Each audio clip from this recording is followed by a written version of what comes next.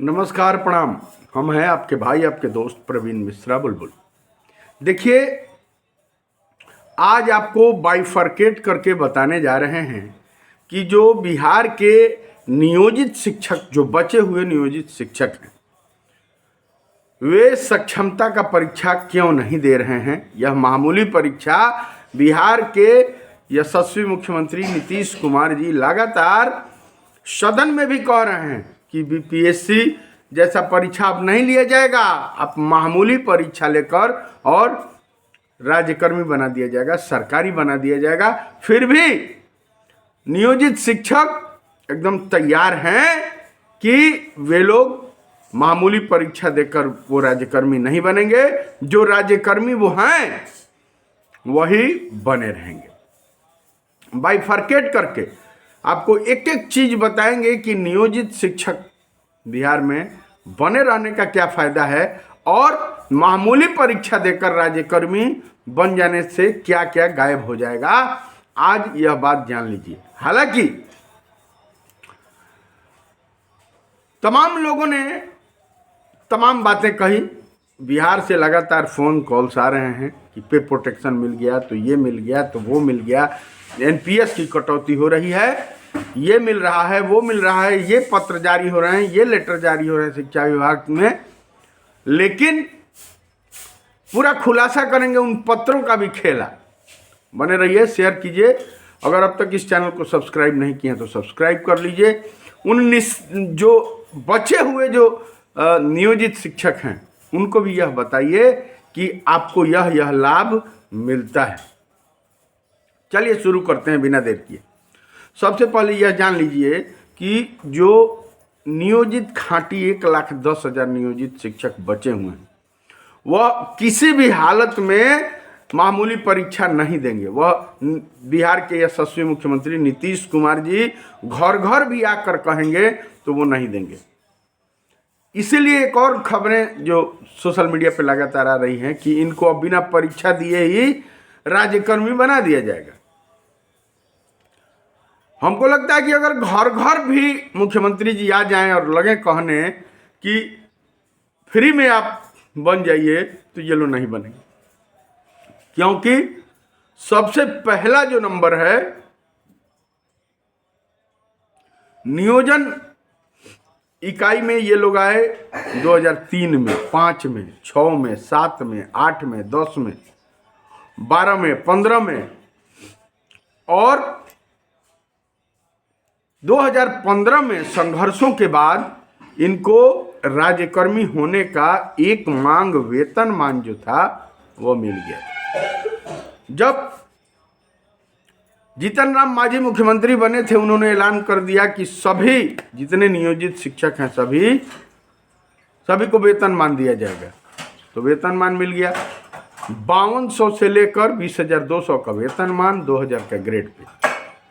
अब यह जो मिल गया तो यह अस्थाई 60 साल के यह नियमित शिक्षक हो गए। जिस तरह नियमित हैं, अनुकंपाधारी हैं, जिस तरह 94 बैच के 2094 के बीपीएससी टीचर हैं, उसी प्रकार 34,500 वाले जो हैं उसी प्रकार नियोजित शिक्षकों का वेतनमान और ग्रेड पे तय हो गया।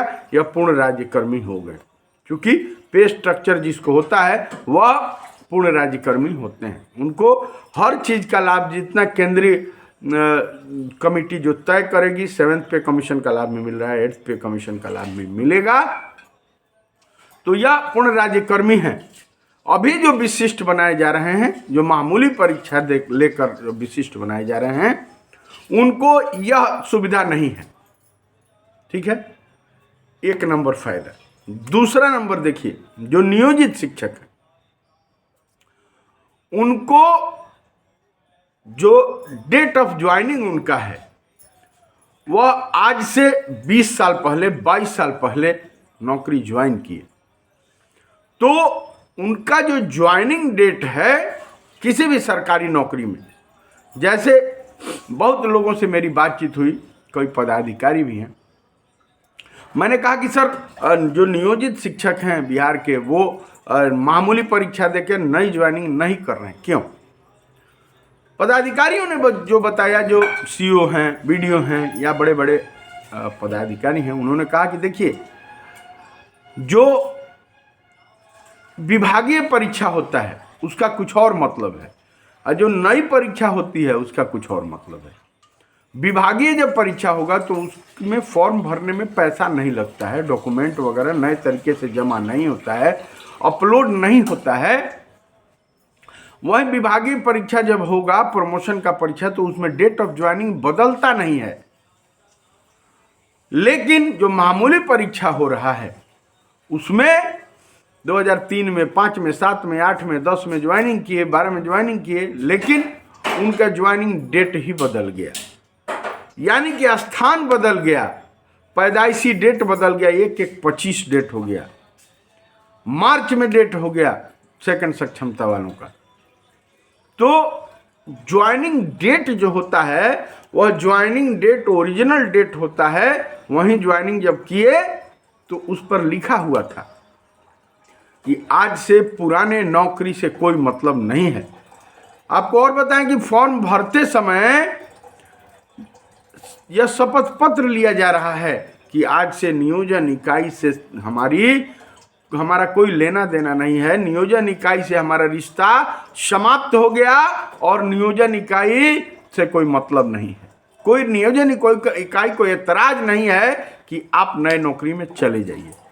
तो कहने का यह अर्थ कि ज्वाइनिंग डेट बदल गया।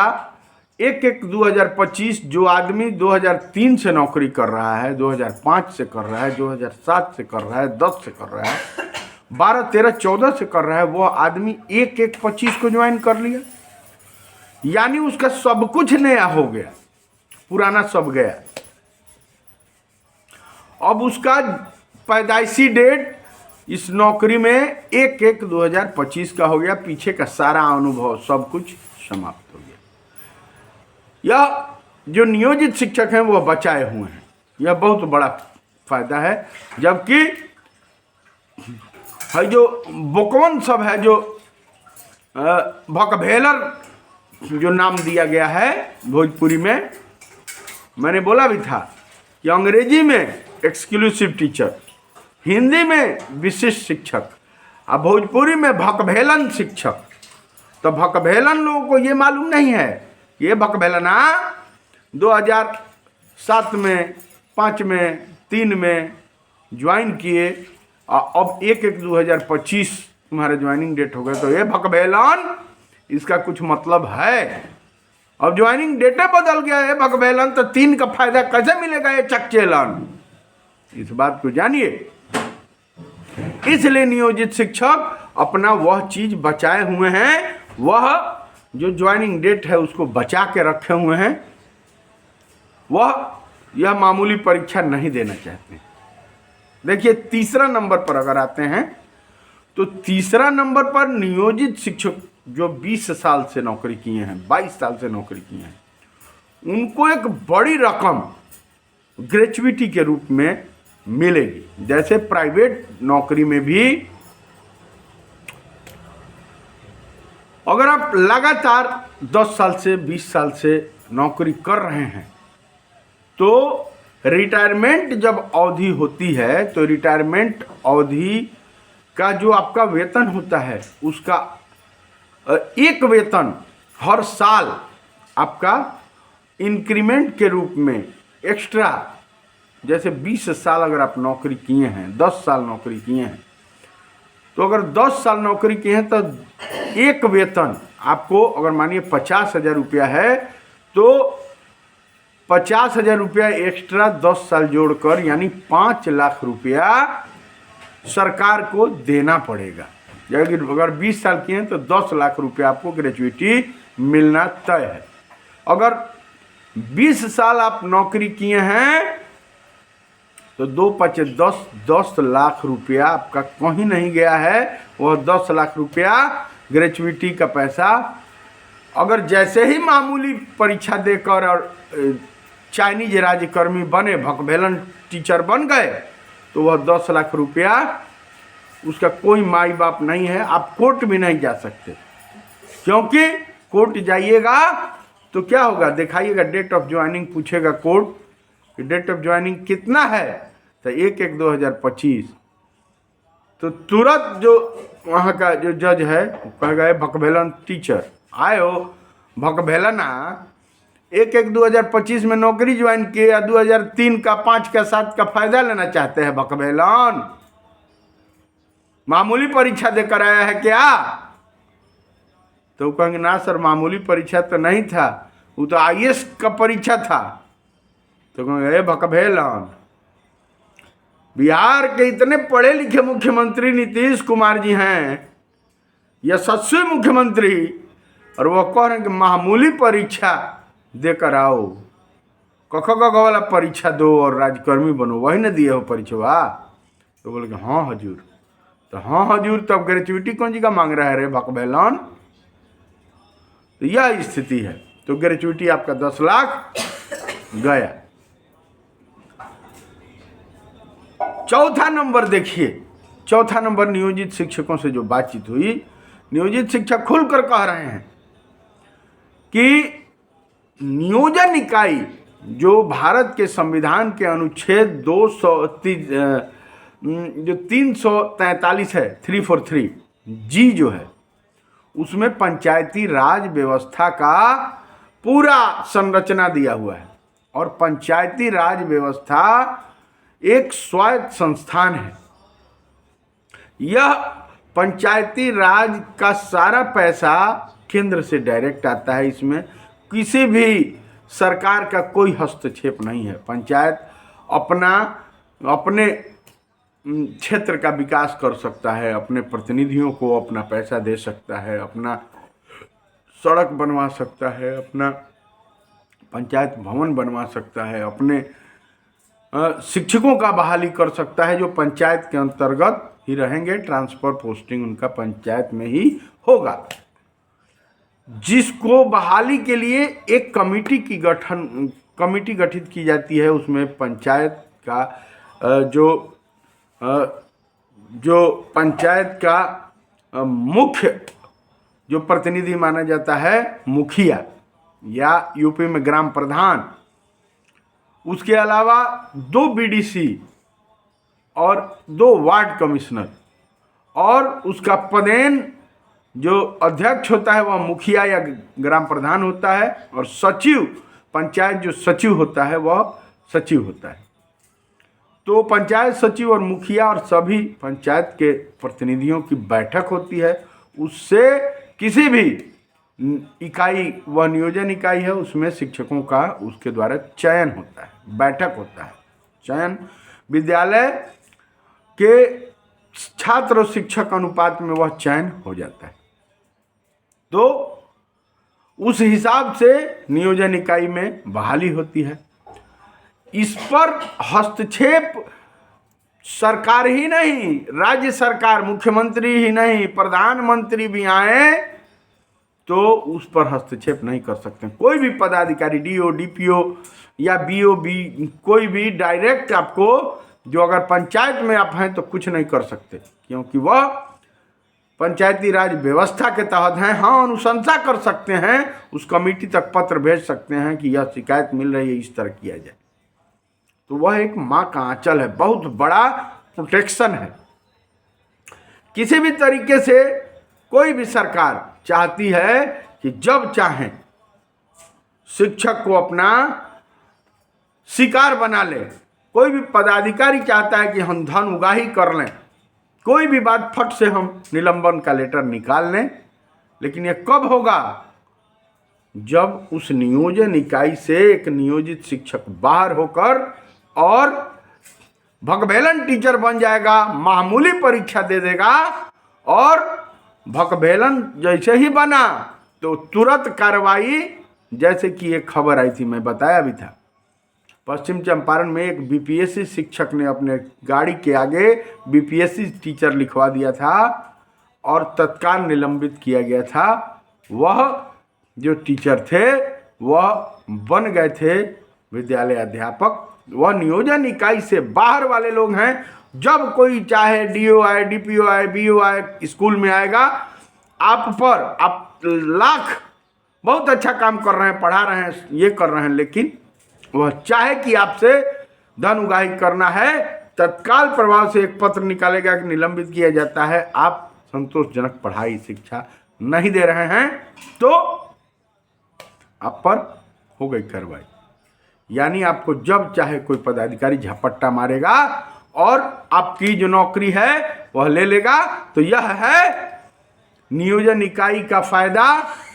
तो नियोजन इकाई से बाहर जहां आप गए, एक शेर एक मेमना को झपट्टा मारकर अपना शिकार बनाना चाहता है, लेकिन एक बड़ा बैरियर, बड़ा जाली का काम कौन करता है? तो नियोजन इकाई करता है। नियोजन इकाई से आप बाहर होइएगा तभी वह शेर झपट्टा मार के आपको अपना शिकार बनाएगा। बिना जाली तोड़े कोई शिकार नहीं बना सकता। इसीलिए शायद के पाठक जी को बुलाया गया था कि यह जो नियोजन इकाई के अंतर्गत शिक्षक हैं, पंचायती राज व्यवस्था के अंतर्गत हैं, उनको मामूली परीक्षा लेकर और शेर जब भी चाहे मेमना का शिकार कर सकता है। इस वजह से नियोजित शिक्षक विशिष्ट नहीं बनना चाहते। देखिए, पांचवा व्यवस्था का अगर चर्चा करते हैं तो जो लोग 20 साल 22 साल से नियोजित शिक्षक बने हुए हैं, 10 साल 15 साल से जो नियोजित बने हुए हैं, उन शिक्षकों का अब रहन सहन गांव का हो गया है। अपने गांव के, अपने परिवार में रहकर कम पैसा में भी वह घर चलाकर बच्चों को पढ़ा रहे हैं, लिखा रहे हैं। बच्चे भी इस स्थिति में हैं कि अब शादी ब्याह करें, बच्चों का वह स्थिति अब बुढ़ौती आ गया है। सब 40 साल 45 साल ऐसे उम्र के और सारे लोग हो गए हैं, 50 साल। नौकरी बच गई 10 साल 5 साल। अब इस परिस्थिति में आप नई ज्वाइनिंग करा लीजिए और जैसे ही आप मामूली परीक्षा दिए तो आप जिला कैडर में चले गए। जिला कैडर में जाने का क्या मतलब है? पंचायती राज व्यवस्था से जिला कैडर में आप चले गए। जिला कैडर में जैसे ही आपको छात्र शिक्षक अनुपात में जिस जिला में जरूरत होगा, बिना सूचना दिए आपको उस जिला में भेज दिया जाएगा। यह व्यवस्था जैसे ही भकभेलन टीचर बने, जैसे ही मामूली परीक्षा दिए आप, तो आप बन जाइएगा। और आपको जहानाबाद कैमूर की पहाड़ियों में एक मैसेज आएगा इस शिक्षा पोर्टल पर, आप उसी रात अपना बोरिया बिस्तर बुढ़ौती में बांधिए, जाइए वहाँ लिट्टी लगाइए और बाकी का 5 साल 10 साल जो बचा है वहाँ लिट्टी चोखा खाइए। अपने परिवार से रिश्ता नाता तोड़ दीजिए। अपने बच्चों को जो आप पढ़ाने के अंतिम दौर में हैं, डॉक्टर इंजीनियर बनाने के अंतिम दौर में हैं, खैर डॉक्टर इंजीनियर बनाने का तो सपना ही नहीं है, क्योंकि 1 करोड़ रुपया डॉक्टर बनाने में लगता है, इंजीनियर बनाने में 1 करोड़ रुपया लगता है। उस काबिल तो ये शिक्षक हैं ही नहीं। इन लोगों का भोजन चलना मुश्किल है। सरकार बहुत पैसा देती है इन लोगों को, लेकिन जाना पड़ेगा। कितना भी रोइएगा गाइएगा, जिला कैडर में आप चले गए मामूली परीक्षा देकर, तो आपको जब चाहे सरकार भेज देगी कैमूर की पहाड़ियों पर। आपको जाना पड़ेगा, नाकुर नुकुर नहीं करना है, नहीं तो अपने घर रहिए। इस वजह से नियोजित जो टीचर हैं वे नियोजित बने रहना चाहते हैं। देखिए, फायदे बहुत हैं, वीडियो बहुत लंबा होगा। जो समझता है वह समझता है। 2020 की जो नियमावली है, 2020 की जो नियमावली बनी नियोजित शिक्षकों के लिए, अमरत्व का नियमावली है, वह पढ़िएगा तो बहुत कुछ समझ में आएगा। 8 वर्षों के बाद प्रोन्नति, स्नातक ग्रेड में प्रोन्नति, हेडमास्टर बनाए जाएंगे और मिडिल स्कूल के हेडमास्टर का जो पद है वह आधा पद प्रोन्नति से भरा जाना है, आधा पद नए बहाली से भरे जाना है। तो नए बहाली तो 50% हो गई। अब नियोजित शिक्षकों का हाईकोर्ट ने, माननीय उच्च न्यायालय पटना ने आदेश दिया है और आधे पद के लिए पत्र जारी हो रहे हैं। स्नातक ग्रेड में भी प्रोन्नति हो रहा है। यह प्रोन्नति का लाभ 8 साल बाद होना था। हाई कोर्ट ने कहा कि ठीक है कि 12 साल बाद दीजिए। राज्य सरकार को 3 महीने के अंदर पत्र जारी हुआ था, गया में पत्र निकल गया, तमाम जगहों पर पत्र निकल गया। अब जब प्रोन्नति का लाभ लेने का नौबत आया तो आप फिर से नई ज्वाइनिंग कर लीजिएगा।